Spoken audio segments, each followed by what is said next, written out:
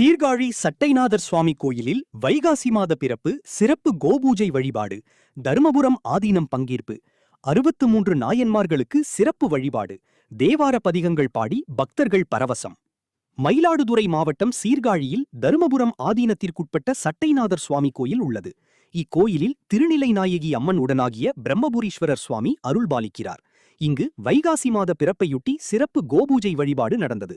மாசிலாமணி நிலையத்தில் நடந்த கோபூஜையில் தருமபுரம் ஆதீனம் 27வது குருமா சன்னிதானம் ஸ்ரீலஸ்ரீ மாசிலாமணி தேசிக ஞானசம்பந்த பரமாச்சாரியார் சுவாமிகள் பங்கேற்று கோபூஜை செய்து வழிபாடு செய்தார்.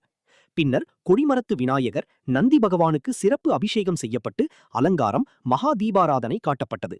தொடர்ந்து கோசாலையிலிருந்து வரவழைக்கப்பட்ட பசுமாடு கன்றுக்கு சிறப்பு வழிபாடு செய்து தீபாராதனை காட்டி கோபூஜை வழிபாடு நடைபெற்றது.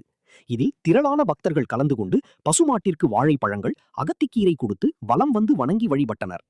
இதேபோல் பிரம்மபுரீஸ்வரர் சன்னதி பிரகாரத்தில் அமைந்துள்ள காட்சி கொடுத்த நாயகர் மற்றும் 63 நாயன்மார்களுக்கு சிறப்பு வழிபாடு நடைபெற்றது. தேவார திருப்பதிகங்கள் பாடி பக்தர்கள் சுவாமி தரிசனம் செய்தனர்.